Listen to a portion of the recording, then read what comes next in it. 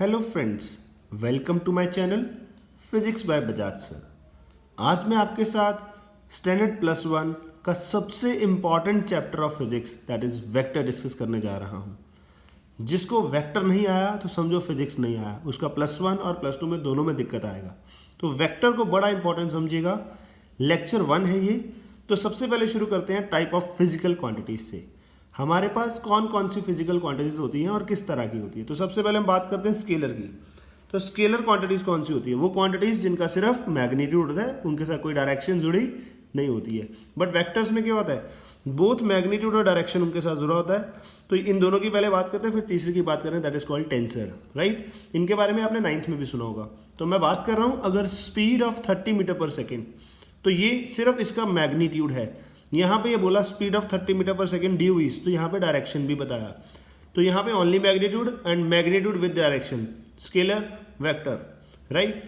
तो जो स्केलर्स होते हैं वो सिंपल मैथमेटिकली अलजेब्रिकली ऐड किए जा सकते हैं। इनकी एग्जांपल्स आती है speed, distance and time, right. Where vector की बात करें तो इनको ऐड करने के लिए हमारे पास कुछ वेक्टर के लॉज होते हैं, इनके बिना ये ऐड नहीं हो सकते। ये सिंपल अलजेब्रा से ऐड नहीं किए जा सकते। इस example are displacement, velocity, acceleration, force etcetera.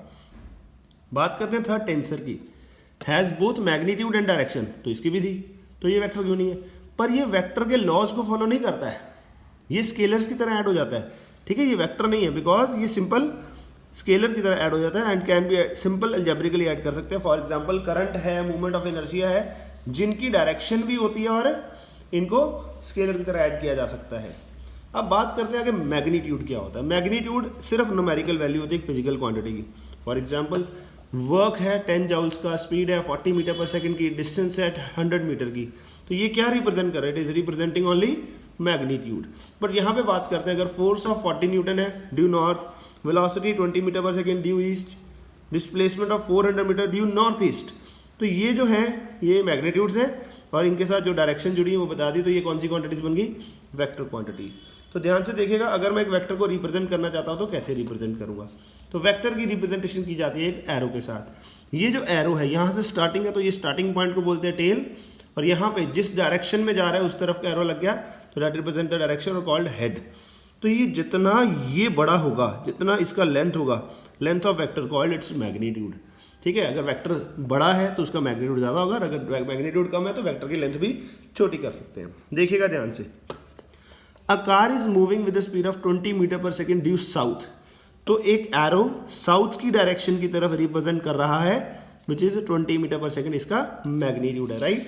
तो ये था बेसिक। उसके बाद क्या आता है, देखिए एक सिंबल कौन सा यूज करेंगे वेक्टर की रिप्रेजेंटेशन के लिए, हमें देखते पता लग जाए क्वांटिटी वेक्टर है कि स्केलर है।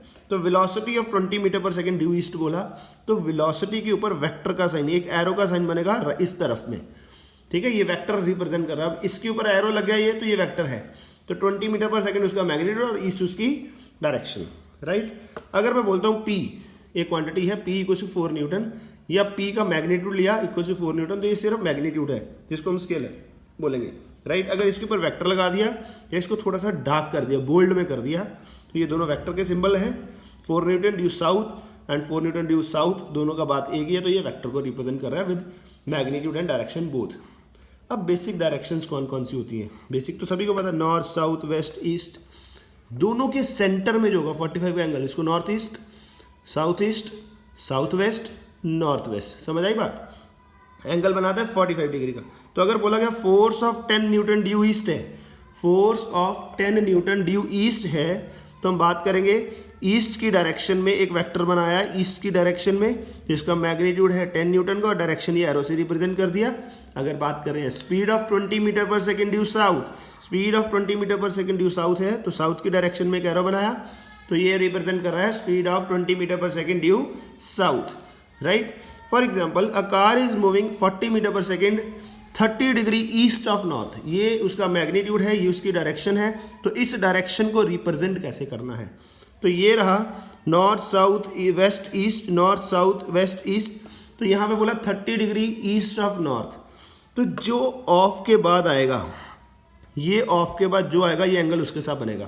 तो ईस्ट ऑफ नॉर्थ का मतलब है ईस्ट और नॉर्थ के बीच में वेक्टर आएगा जिसका मैग्नीट्यूड होगा 40 मीटर पर सेकेंड, और एंगल बनाएंगे 30 degree with north. With north. अगर बोला force of 100 Newton south west, तो मैंने कहा था साउथ वेस्ट होगा तो इसकी तरह बिल्कुल 45 का एंगल बनेगा। तो यहाँ पे मैंने बना दिया साउथ वेस्ट में 100 न्यूटन का with angle of 45 degree. Displacement of 10 metre 60 degree south of east, तो एंगल ईस्ट के साथ बनेगा, एंगल ईस्ट के साथ बनेगा, साउथ ईस्ट के बीच में, राइट। एंड यहाँ पे बोल दिया acceleration of 2 metre per second square due 20 degree north of west, north of west, समझ रहे हो, 20 डिग्री नॉर्थ ऑफ वेस्ट, तो वेस्ट के साथ एंगल बना नॉर्थ की तरफ, समझ रहे हो। इस तरह से हम एक वेक्टर को रिप्रेजेंट करते हैं और उसकी डायरेक्शन को। टाइप्स ऑफ वेक्टर, बड़ा इंपॉर्टेंट टॉपिक सीबीएसई के लिए भी, जनरल आपके होम क्वेश्चंस होम पेपर्स में भी आएगा। टाइप्स ऑफ वेक्टर, सबसे पहले आता है कोलिनियर वेक्टर। कोलिनियर वर्ड से क्लियर होता है कि सारे एक लाइन में होने चाहिए। तो ये दोनों वेक्टर्स कोलिनियर हैं, ये दोनों वेक्टर कोलिनियर है, ये दोनों वेक्टर कोलिनियर है, इनकी डायरेक्शन से कोई फर्क नहीं पड़ता है, ठीक है। कोलिनियर के आगे दो टाइप्स आती हैं, पैरेलल वेक्टर और एंटी पैरेलल वेक्टर। अगर आप पैरेलल वेक्टर देखें ध्यान से तो दोनों का डायरेक्शन सेम है, इसका डायरेक्शन अपोजिट है, ठीक है जी। अब ध्यान से देखना, मैंने यहाँ पे बड़ी इंपॉर्टेंट पॉइंट लिखी, vectors can be displaced in any direction, any plane और any point without changing their direction. मतलब मैं वेक्टर को बिना उसकी डायरेक्शन चेंज किए, वेक्टर को बिना उसकी डायरेक्शन चेंज किए कहीं पे भी उठा के रख सकता हूँ। डायरेक्शन चेंज नहीं करनी है, पोजीशन चेंज कर सकते हैं। तो ये वेक्टर यहाँ पे था, ये वाला, उसको उठा के यहाँ रख सकता हूँ, डायरेक्शन चेंज नहीं किया। अगर ये साउथ है तो ये भी साउथ है, ये भी साउथ है, समझ गए। तो मैंने क्या किया, जैसे ये दो वेक्टर्स थे, इसको उठा के इसके आगे रख दिया, इसको उठा के इसके आगे रख दिया, तो ये दोनों कोलिनियर हो गए। तो मतलब पैरेलल हूँ या एंटी पैरेलल, इसको उठा के ऐसे रख सकता हूँ, इसको उठा के ऐसे रख सकता हूँ, समझ रहे हो। तो यहाँ पे जो वेक्टर्स हो गए ये कोलिनियर वेक्टर हो गए। पैरेलल और एंटी पैरेलल वेक्टर भी कोलिनियर होते हैं। यहाँ पे ध्यान में रखने वाली बात क्या है, दो पैरेलल वेक्टर्स होंगे तो उनके बीच में एंगल कितना होगा, 0 डिग्री, और एंटी पैरेलल होंगे तो 180 डिग्री, समझ गए। ये था बेसिक पहला वेक्टर का। उसके बाद देखिए, उसके बाद आता है इक्वल वेक्टर्स, ऐसे वेक्टर्स जिनका मैग्नीट्यूड भी सेम हो और डायरेक्शन भी सेम हो। ये देखिए, दोनों की लेंथ भी सेम है और दोनों की डायरेक्शन भी सेम है, तो मैं बोलूँगा ए वेक्टर और बी वेक्टर दोनों पैरेलल वेक्टर्स हैं या इक्वल वेक्टर्स हैं, और उनके एंगल कितना है बीच में, 0 डिग्री का।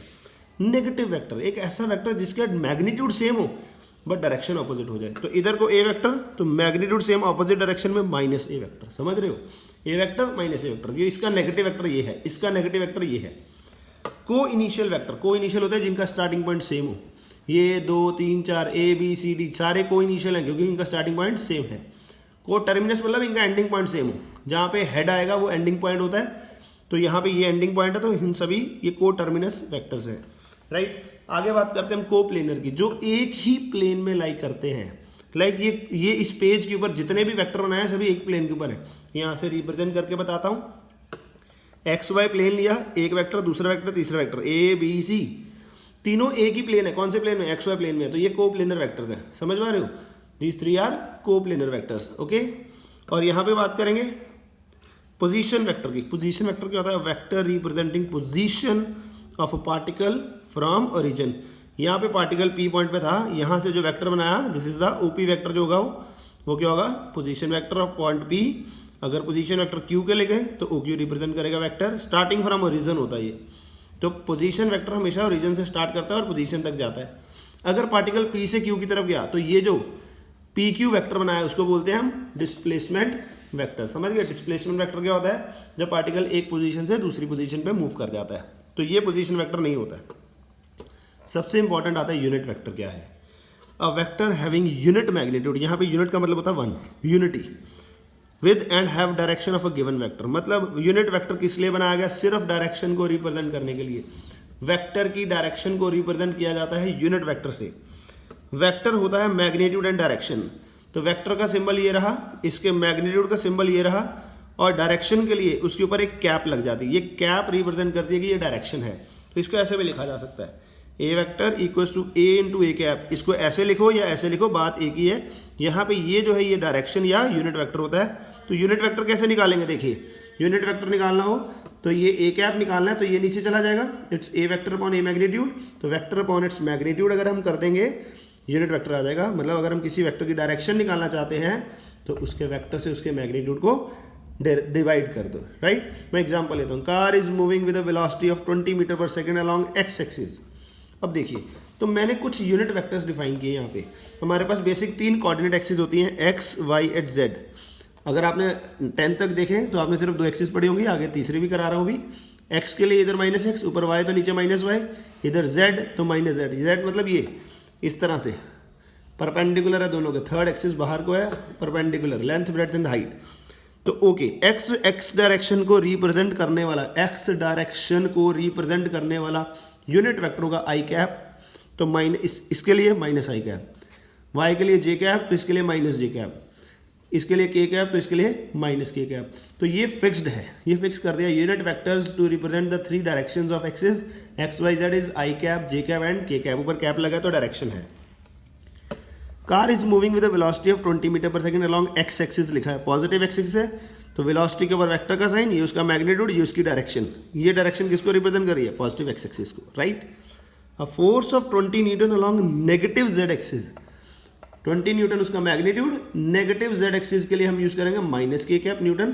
तो यहाँ पे हमारे को समझ आया कि हमने एक वेक्टर को कैसे रिप्रेजेंट करना है और किस फॉर्म में लिखना है, राइट। क्लियर है? यहाँ तक के कोई डाउट हो तो you can comment, you can ask any question in the comments. Do like, do subscribe and wait for the next video. Thank you for watching.